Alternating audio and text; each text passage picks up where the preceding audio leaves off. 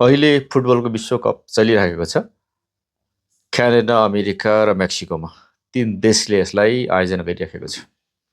तपाईँको नकआउट चरणको अन्तिम 16 खेल भइराख्दाखेरि विश्वका 3टा अत्यन्तै चर्चित खेलाडीहरू गोल्डन बुटको दौडमा छन्। नर्वेका हल्यान्ड, फ्रान्सका एम्बापे र अर्जेन्टिनाका मेसी। यी 3टै तपाईँको चाहिँ यो विश्वकपको चाहिँ तपाईँ गोल्डन बुटका प्रबल दावेदार हुन्, जसले तपाईँको चाहिँ 7-7 गोल गरिसकेका छन्। अब यो सँगै नेपालमा पनि फाल्गुन 21 गते आम निर्वाचन भयो। भदौ 23 र 24 गतेको जेन्जी आन्दोलनपछि तपाईँको चाहिँ जनताले झन्डै 2/3 बहुमत दिएर तपाईँको चाहिँ विश्वकपको छनौटमा पुर्याए जस्तै बालेन सरकारलाई पनि तपाईँको चाहिँ विश्वकपमा पुर्याए। विश्वकपको अर्थ यो होइन कि तपाईँको चाहिँ ठुलो अवसर दियो, एकदमै ठुलो अवसर दिएर चाहिँ यो गोल्डन बुटको चाहिँ तपाईँको चाहिँ प्रतिस्पर्धामा बालेनलाई पनि सहभागी गरे। आज यसै विषयमा यो भिडियो केन्द्रित हुनेछ। अन्तिमसम्म हेर्नुहोला। नमस्ते, म हरेन्द्र लावती, सानो पर्दा युट्युब च्यानलमा स्वागत छ। मैले अघि विश्वका 3 अत्यन्तै चर्चित नामहरू भनिसकेँ। त्योसँग मैले बालेन्द्र शाह, प्रधानमन्त्री बालेन्द्र शाहको नाम पनि जोडेको छु। किनभने बालेन्द्र शाहलाई एउटा यस्तो अवसर दिएको छ जनताले। त्यो विश्वकपमा मेसी, हल्यान्ड र एम्बापेले पाउने गोल्डन बुट भन्दा पनि ठुलो ऐतिहासिक हो। किन भन्दाखेरि यहाँ 3 करोड जनताको सवाल छ। ती देशहरूले पनि आफ्नो आफ्नो तपाईँको चाहिँ मुलुकको प्रतिनिधित्व गरिराखे जस्तै बालेनले हाम्रो नेपालको प्रतिनिधित्व गरेर खेलेका छन्। र एउटा पत्रकारले एउटा प्रश्न चाहिँ सोध्नु भएको थियो बालेन्द्र शाहलाई, तपाईँले यो विश्वकपमा कुन मुलुकलाई समर्थन गर्नुहुन्छ भनेर। उहाँले भन्नुभएको थियो, मलाई मनपर्ने टिम नै अहिले विश्वकपमा पुगिसकेको छैन। उहाँले सङ्केत गर्नुभएको मुलुक नेपाल हो। त्यो नेपाल अब विश्वकपमा पुग्ला नपुग्ला त्यो अर्को कुरा रह्यो। किन भन्दाखेरि फुटबलको कुरा गर्दा अथवा समग्रमा नेपालको खेलको क्षेत्र कुरा गर्दाखेरि अहिले कोमामा छ। कोमामा बिरामी छटपटाइरहेको जस्तै तरिकाले खेलकुद क्षेत्रको पनि अवस्था अहिले कोमामै छ। त्यसैले अब आजको मितिसम्ममा यो सरकारले तपाईँको चाहिँ शासकीय सुधारका सम्बन्धमा 100 वटा तपाईँको चाहिँ कार्यसूचीहरू तयार गरे पनि 100 दिन गुज्रिसकेको छ। 100 दिनमा वास्तवमा अहिले मन्त्रीहरू चाहिँ स्टन्टबाजी अर्थात् आफ्नो प्रचार मात्रै व्यस्त छ। सुशासनको सवालमा धेरै काम गर्ने भनिए पनि सुशासन क्षेत्रमा 1, 2, 3, 4, 5 के काम भन्ने त्यत्रो ठुलो उल्लेखनीय कामहरू सरकारबाट भएको छैन। अहिले गृहमन्त्री कहिले सीमामा पुग्छन्, कहिले अहिले पूर्व धरान लगायतका ठाउँहरूमा पिपल्सहरूसँग तपाईँको चाहिँ भलाकुसारी गरेको देखिन्छ। यसले के देखिन्छ भन्दा एउटा लोकप्रियता जनतासँग चाहिँ को लेभलमा आएर भेटघाट गर्यो, कुराकानी गर्यो, जनताको कुरा सुन्यो भन्ने एउटा कुरा रहला। तर यसले मूलत के हुन्छ भन्दाखेरि उहाँलाई गृहमन्त्री सुधार्न ठुलो जिम्मेवारी दिएको छ देशको।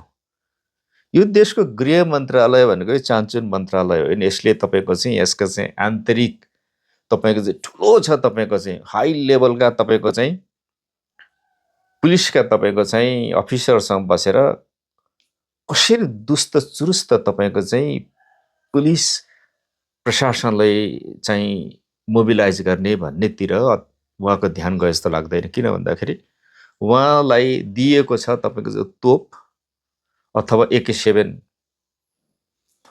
हतियार, तर उहाँले चाहिँ सानो चल्लो मार्नतिर चाहिँ उहाँ व्यस्त हुनुहुन्छ। एउटा सानो दायरातिर आफूलाई खुम्च्याइरहनु भएको छ, आफ्नो दायरालाई, आफ्नो जिम्मेवारीलाई, आफ्नो कर्तव्यलाई। मैले सुदनको मात्रै नाम लिएको होइन, गृहमन्त्री र अन्य मन्त्रीहरूको अवस्था पनि त्यही छ।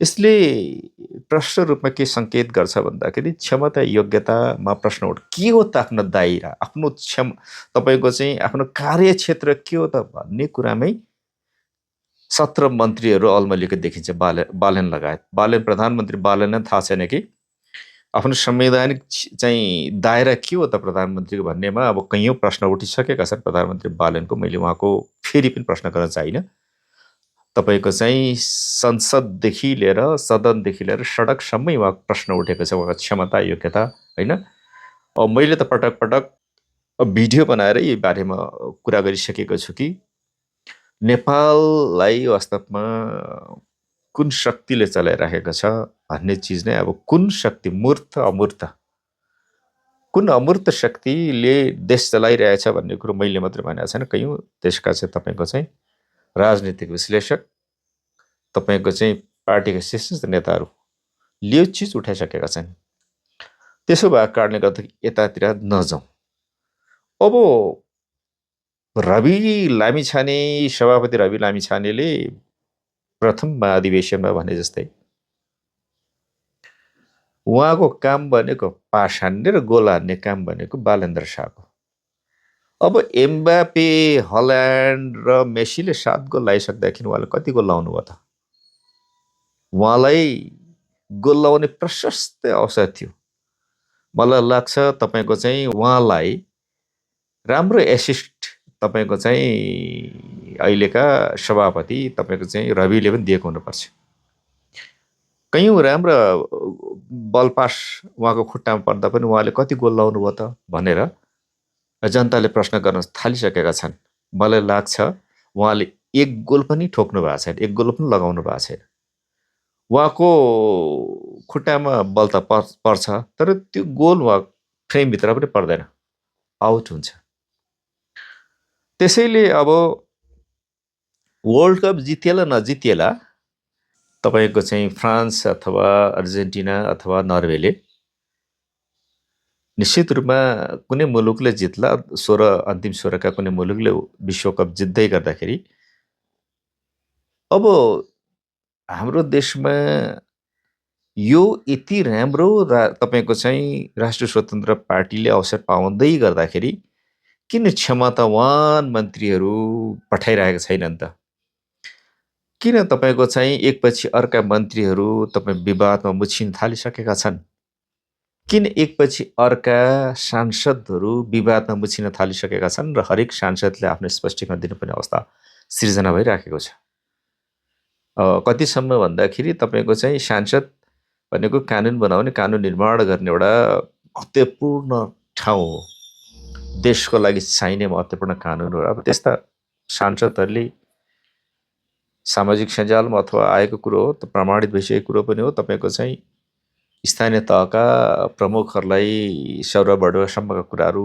गरेका छन् त्यसका पछि पुष्ट्याइ फेरि पछि त्यसलाई स्पष्टीकरण दिनुपर्ने अवस्था सिर्जना भएको छ यस्ता कैयौँ चिजहरू तपाईँको आइरहँदाखेरि है आजको मितिसम्ममा चाहिँ तपाईँको चाहिँ जस्तो पछिल्लो समय सभापति रवि लामिछानेले आफूलाई स्पष्टीकरण आफैले तपाईँको चाहिँ हामी कहीँ कतै तपाईँको चाहिँ यो प्रदेश खारेजीको पक्षमा छैन भन्नुभयो एकपछि अर्को झुट तपाईँको चाहिँ जे बोलेको छ त्यो कुरोलाई पुष्ट्याइ गर्नुपर्नेको छाटो एउटा झुटलाई छोप्नका लागि फेरि अर्को झुट बोल्दाखेरि त्यसले कहाँसम्म पुगिन्छ अब मेरो कुरो स्पष्ट रूपमा म तपाईँलाई राख्न चाहन्छु वास्तवमा फेरि पनि एउटा उदाहरण दिन चाहन्छु सिङ्गापुरमा तपाईँको चाहिँ राजनीति गर्नको लागि पहिले नै ग्रुम गरिन्छ स्कुलबाटै 3 पुस्ता हेरिन्छ तपाईँको चाहिँ बाउले अपराध गरेको हुनु भएन बाजे पुस्ताले पनि अपराध गरेको कुनै अपराधिक गतिविधिमा लागेको हुनु भएन भ्रष्टाचार लगायतको चिज लागेको हुनु भएन अनि त्यसो भएकोले नै त्यो नाति पुस्ताले चाहिँ राजनीति गर्ने अवसर पाउँछ त्यो राजनीतिमा पनि तपाईँको चाहिँ त्यसलाई विद्यालयदेखि त्यसलाई ग्रुम गर्दै लगिन्छ अब यहाँ त तपाईँको चाहिँ बाउ बाजेको पुस्तामा त के कति अपराध गरियो त्यता त्यसको लेखाजोखातिर नलगाउँ त्यो स्वयं आफ्नै पुस्तामा कैयौँ करतुतहरू गरिएका हुन्छन् त्यसले कैयौँ अपराधहरू गरेको हुन्छ कैयौँ अपराधसँग जोडिएको हुन्छ उसको नाम तर उसलाई शुद्ध बनाउने काम गरिन्छ। राजनीति शक्ति र सत्ताको आडमा, शक्ति र सत्ताको तपाईँको चाहिँ बलमा त्यसलाई चोख्याउने काम गर्ने थोरै मुलुकमध्ये नेपाल पर्छ। अब आजको मितिसम्ममा नेपाल ग्रे लिस्टमा छ।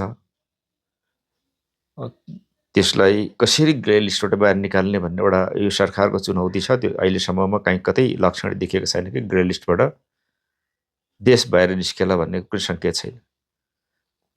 युरोपियन कैयौँ मुलुकहरूमा नेपालको चाहिँ ध्वजावाहक जहाजहरूसँगको आज पनि सम्बन्ध राम्रो छैन कि त्यहाँ हामीले त्यो सुविधा पाइरहेको छैनौँ। त्यहाँको एयरपोर्टहरू सुविधा पाइरहेको छैनौँ। हाम्रो ध्वजावाहक जहाजहरू त्यहाँ ल्यान्ड हुन सकिरहेको अवस्था छैन।